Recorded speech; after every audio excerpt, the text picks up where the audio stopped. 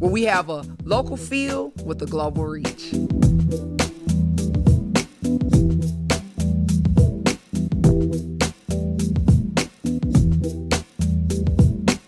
So, Councilman, thank you for coming on the coffee break today with me. Absolutely, I'm so excited. Yeah, I'm a fan. Oh, I'm a fan of yours. No, like it was an honor just researching you, looking at all the things that you're doing in the community, Councilman. And you're so young. I mean, you know, I guess maybe I'm actually 67.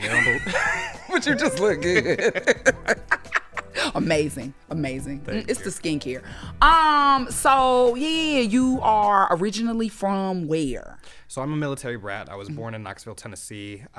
Moved all over the place. I went to high school in Hawaii, and then my senior year moved to Fort Knox, Kentucky, and immediately got away from there and moved to San Antonio. So I've been here for the past immediately. Right. So I've been here for the past 10 years. Okay. Did you ever spend any time in North Carolina? Because that's where I'm from. No, I've never been in North Carolina. One day though. I mean, it's beautiful, but nothing much to do. So yeah, I don't believe that. We have to get out. We have to go other places. So anyway, you just have such an amazing story. You got into politics. What made you want to get into politics? So I actually never wanted to get into politics. I wanted to avoid it at all costs. No, I'm kidding. So in 2016, Trump was elected, and it was a terrible day for me. I was not happy with the results of that election, and I wanted to make a difference. And I thought about everybody who was representing me in government and realized there's really a whole lot of white middle-aged men who are wealthy, who are making decisions that they're never going to feel the impacts of. And I believe that we need more working class, regular people in office. And so how I got started was volunteering for other people, interning, eventually working for other candidates for office. And eventually I stepped away, and I was encouraged by a number of organizations that I was working with and people who were on the ground building movements, and they felt like I would be a part of that, and they wanted me to run for office, and I said no several times. I was like, no, I'm not. And then they just pushed you out there. They did, but it ended up working out, and I get to be a voice. And sometimes we expect others. We say, oh, I want you to be my voice when you get up there, and we can be our own voices. And I think that this is a testament to that. So, and you know, I've watched a lot of your videos on Instagram, the gram, and you are a force to be reckoned with. Thank you. Do not play at all in those meetings. Like, no. And I love the way you it's like you're not there by yourself. You always talk about your constituents. Absolutely. Like, you know, that's one of those words we like, wait a minute. But it's like the way you say it, we know you talking about your people. Yes, ma'am. Yes, that you represent. And so, but that's amazing, because like they can feel like, yeah, there's definitely somebody there that's on our team that's really fighting for our rights. So what do you feel like some of the more important things to your constituents at this point? Absolutely. So I think that often we lump our city leaders with the city itself. And when I was running for office, it was very clear my constituents, the people that my neighbors, have a lot to be angry about. We've been underinvested in for a number of years. We've been over-policed.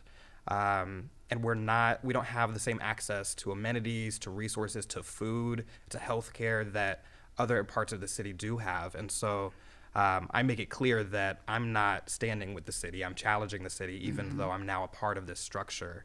But Councilman, why are we still having these issues?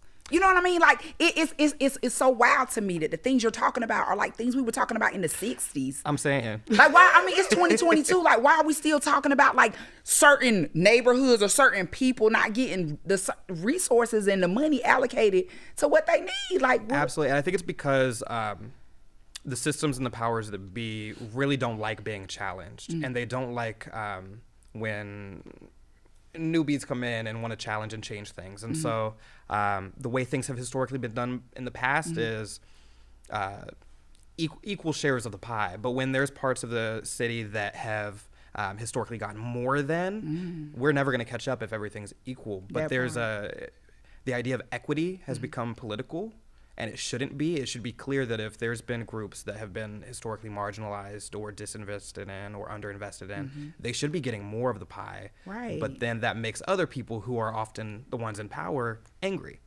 So, and you look, and what you're talking about makes so much sense. And you don't have to be a math teacher for that to make sense. That makes perfect sense to me. I know you're a former math teacher for high school, but it's just like that just makes so much sense. And I just don't get why we still are always fighting for the same things. But absolutely. I mean, I'm so like happy that we have you. As in, I don't live in San Antonio, but the people of San Antonio. We might get you out here one day. I don't know about that, honey. I'm in Dallas, and I'm loving it. But it's just important to have like younger voices and people of color. Right? Absolutely. And you're a member of the LGBTQ community. Yes, ma'am. So, okay, and I know like some of the newscasts when they were talking about you running and they always highlighted the fact that you were an openly gay man. Absolutely. Did you think that was important for them to do that? I think it's important for people to know the LGBTQ community is a group that is underrepresented in every sense except for homelessness. Wow. Okay. But whenever there's someone who is out and proud, I think it's important for young people specifically to see that, that it's okay to be themselves. You don't have to blend into this mold of what respectability politics is, where you have to look a certain type of way, you have to talk, act, be a certain person. And so for younger people, especially members of the LGBTQ community and specifically Black young men, to see somebody who looks like me, who isn't fitting into the mold. That's important for them, and that brings me joy when you don't expect a high schooler to be keeping up with who their city council person is.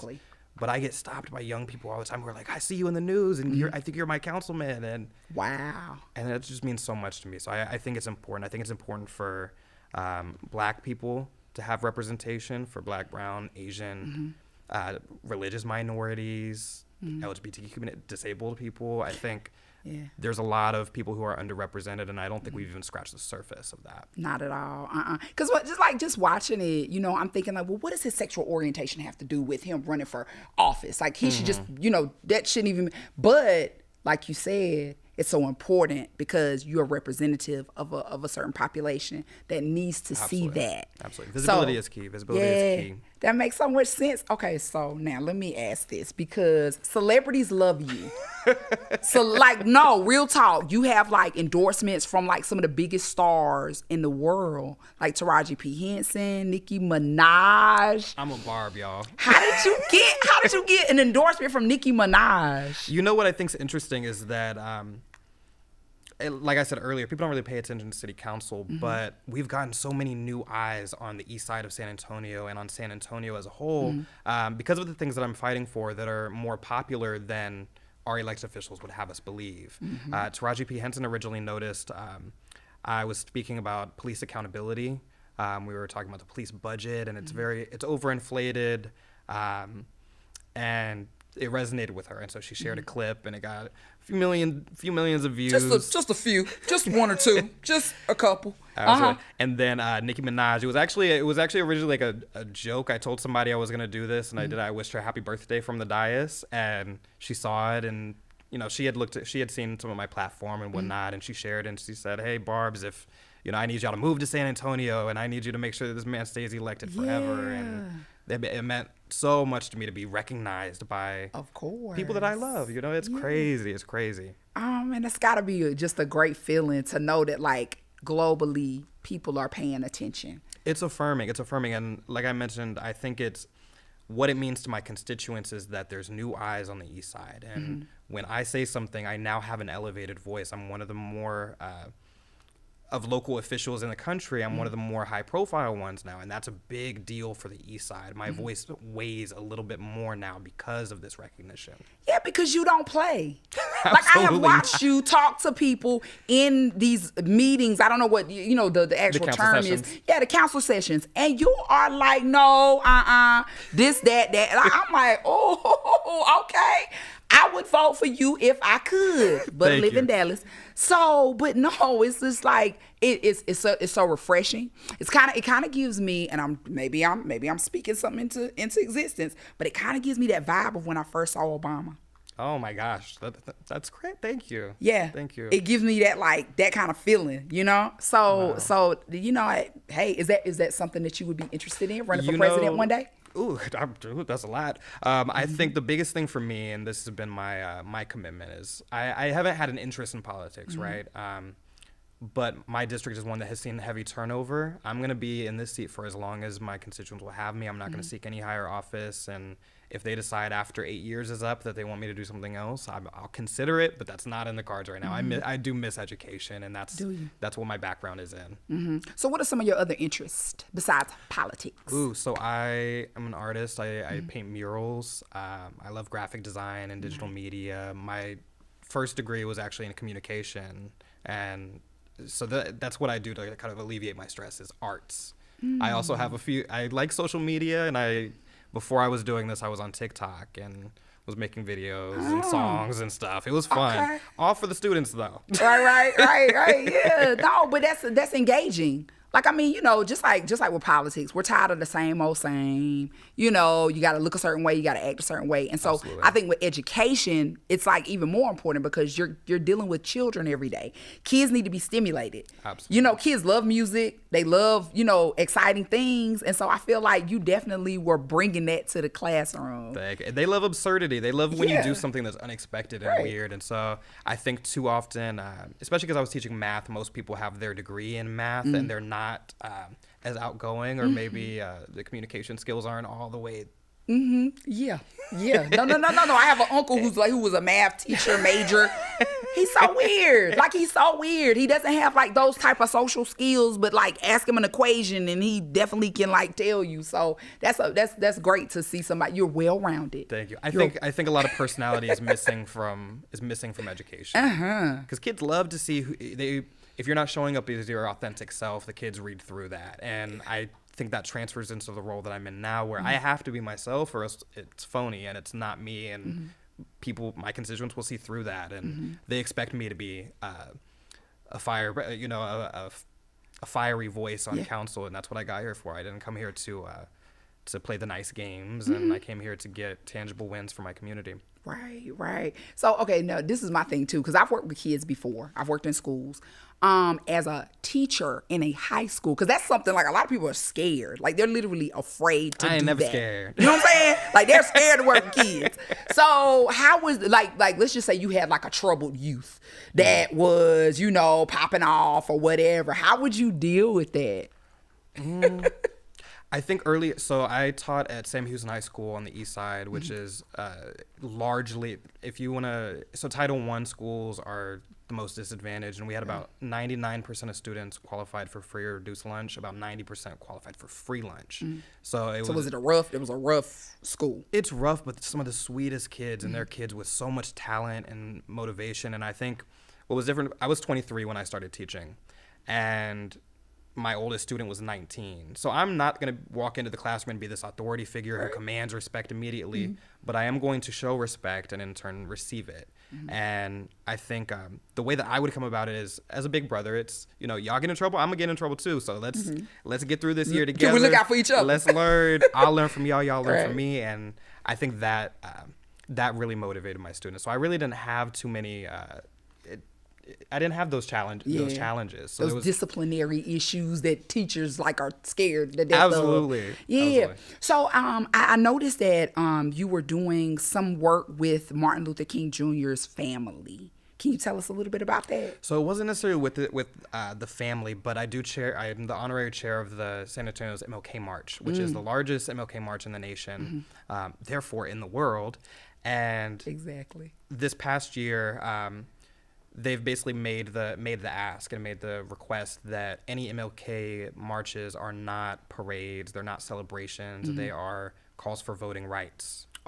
And challenges to restrictive voting legislation. And in Texas, we have some of the worst of those. And so we've switched gears to align with that request, to make it about voting rights, and to make it about access, and making it about amplifying the voices of Black and brown communities. Okay. And how has the community kind of responded to that? You know, they're with it. we're a district and therefore a city of working class people who are used to fighting for civil rights, who are used to challenging the system, and who are used to combating the things that are happening at the Texas State Legislature. And so it was right on brand for us. Right. Because some of the things that I've heard, like when they say, voter fraud, like, I feel like they make that such a big deal when really it's not a thing. It's not. But they just, that's something that they kind of use that as an excuse to like let certain people not vote because they don't have IDs or they don't have this or that. And it's just like, but it still feels like you're trying to, suppress the black and brown vote. So, wow. So what's coming for you? What's in the future for you? So right now we are in budget season. As a math teacher, like this is my favorite time of year for the city. This is where we get a number. Not a numbers person. This is where we get our wins. No, but as we were talking about equity, we're making huge shifts in the way that the city operates, like systemic changes. And so how we were talking about how they used to do 10%, if there's 10 districts, every district would get 10% of infrastructure funding. In 2017, they implemented an equity lens that wasn't quite as equitable as it should be. Okay. So we were getting maybe 11% of infrastructure funding. And this year I advocated for an even bigger shift in equity funding. And so we're getting about 13%, which 13% sounds little, but it's a difference of millions and millions of dollars of street improvements, street lighting, drainage. It's going to be the next 5 years, we're getting $350 million of investment at least in my district, which is more than we've gotten in the past 10 years. Wow. So this is going to be a crazy next 5 years for us. And so when the city gives that type of money, like who does that money go to? You know what I mean? Like who gets to delegate and spend the money? Absolutely. So a part of it is through our bond program. So some of our facilities like the Ella Austin Community Center, which is one of our historic buildings, one of the most beautiful buildings in the city, is getting completely renovated. Okay. Our Eastside Boys and Girls Club, many of our parks, we're getting F Street funding, so you see complete reconstructions of roads. Yeah. Our parks, there's going to be money that the city spends basically through our departments and through delegate agencies that are going to repair our infrastructure. It's going to be amazing. Right, because I noticed you talked a lot about like with the flooding and there's not like enough drainage especially on the east side. Absolutely. So like how many families, like how many people are we talking who were affected by the flooding? Ooh. That's a harder question to answer, and I don't want to lie to you about numbers. But I will say this is that we have the highest number of F streets in the city, which are the failing streets. So roads that you drive on and you're going to damage your car driving on them. And people are living on 77 miles of these roads, which is about 1/5 of the entire city's failing streets are in my district. And we're going to get a good amount of them over the course of the next few years. We're shifting our focus to address them. We're not going to be able to get them all done in 5 years, right? But we're going to be seeing with these reconstructions, there's going to be sidewalks, there's going to be drainage, there's going to be increased access from one street to a park to an amenity. It's going to change the game for connectivity in our district. So and that's important too, because I think those are some of the things that get missed. Like people always focus on like presidential elections. Absolutely. Don't worry about the smaller ones, but those are the ones that create change. Yes, and the things that happen at your local government are the things that impact you the most directly, like the streets you ride on every day, like the stray animals that you see, like your access to grocery stores. That's your access to public transit. That's something that local governments control. And this year I filed a record number of council consideration requests, which are basically policy proposals that I authored that were co-signed by 4 of my council colleagues. Okay. And they have to do with food access, they have to do with animal care, and increasing the spay-neuters that are happening. Expansion to the non-discrimination ordinance, payday loan ordinance, a whole diverse array of issues that impact us, and those are going to be some of the things that I look forward to over the next few months coming to a resolution. Okay, awesome. Let me just say, I just love your hair. Thank you. It's pink. I love your hair, and like because I've seen the red and the bun, and just I feel like you're just fearless. Like you're fearless, and when you go into those meetings, those council meetings, you just like look. Now I'm not here to play with you today. Let's talk about some issues, and you gonna see my hair looking good. I've never said that.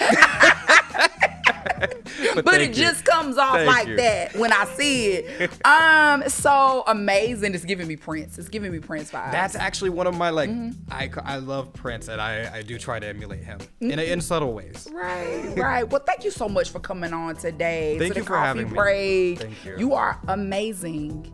Thank you for your work. Thank you for what you do in the community.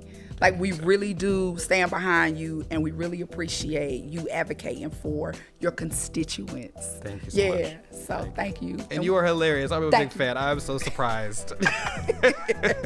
You didn't even know. You were talking to Goldie. I did not. Right. You're like, who is this woman looking like Goldie, sounding like Goldie? I did say that. It's me.